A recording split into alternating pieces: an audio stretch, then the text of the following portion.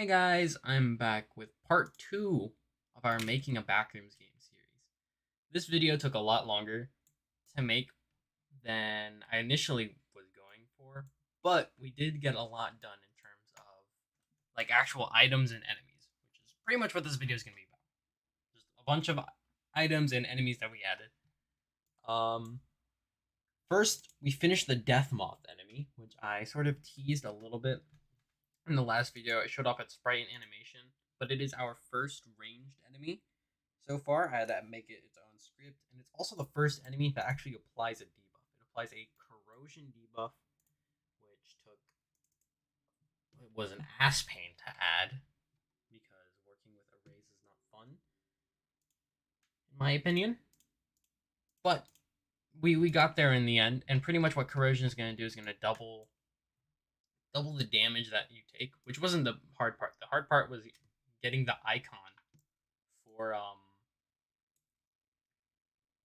for the debuff to actually like work. So real quick, show you guys that.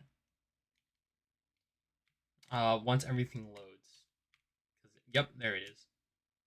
So shoot you, and boom, you got the corrosion debuff, and you take double damage. It's very neat.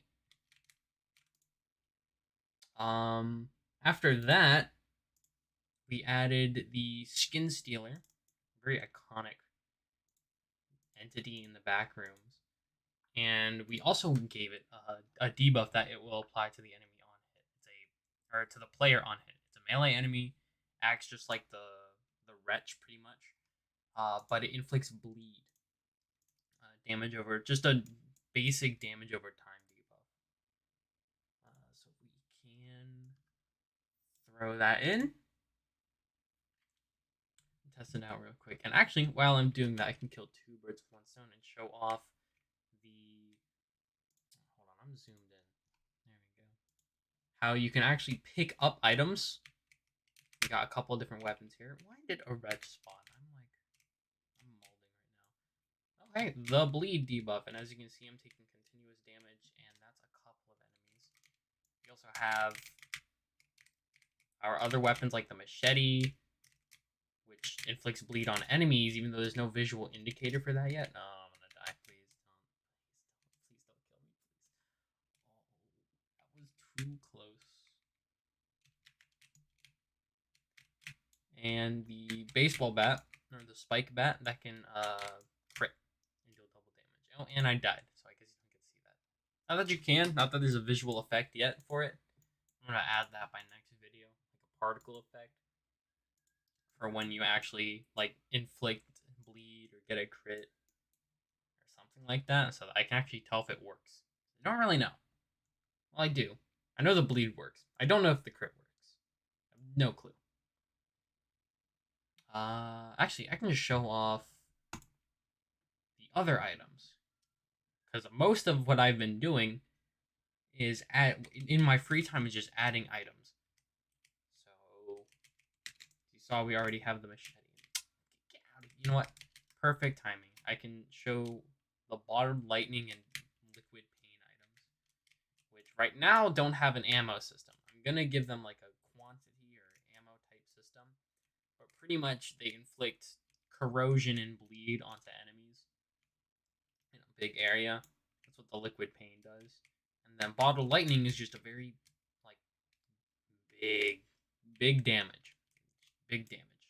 It'll one shot. Right now it one shots every enemy that I've made.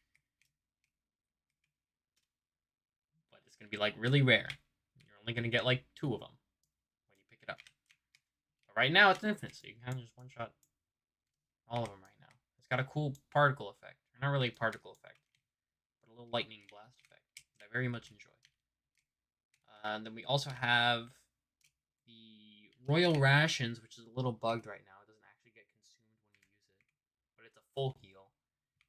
And the Energy Bar, which gives you infinite stamina for like a few seconds. I think I'm gonna buff it. I don't think it gives enough. And then Almond Water, which I would show you if there were any enemies left, because I killed them all. But it's just a small heal, pretty much. And I'm thinking if I add a sanity mechanic, which I've been contemplating on adding. I might have almond water like benefit that, i.e., increasing how much sanity you have or something. But I don't have. I'm not sure if I'm gonna add a sanity meter. But if I do, then almond water will do that. You guys let me know in the comments if you guys want to see like a sanity mechanic. Other than that, that's pretty much everything. We've got the debuffs, picking up items, and they actually show up and get consumed, except for royal rations because it's bugged. But I will hope fix that soon. Oh, and bottle lightning and liquid pain, but I haven't put in the quantity mechanic yet because when you pick one up, it's going to be multiple. You get multiple per one pickup. Maybe. I don't know. I'm not sure how I'm going to balance it. But I also want to add, but when I add a quantity effect or quantity mechanic so you can hold multiple of an item at once instead of having 3 slots taken up because it's 3 almond waters or something like that would be nice. But I'm too lazy. I was too lazy to add that before I made this video. Other than that, next video I want to start working on other levels. But before I do that, I should actually polish the game up a bit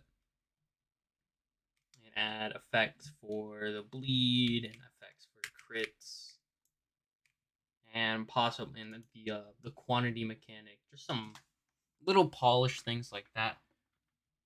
But other than that, that's gonna be it for this video. It's a shorter devlog than last one, but last one I was talking about procedural generation of the rooms. I don't know if procedural is the word to describe it, but I was talking about the rooms for pretty much the entire time.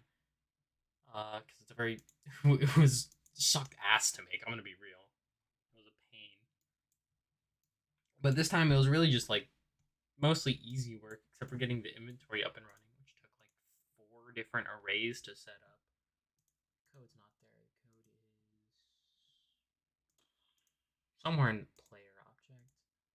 I think I put it in. Well, that's the debuff arrays. It took 3 arrays to make the debuff stuff,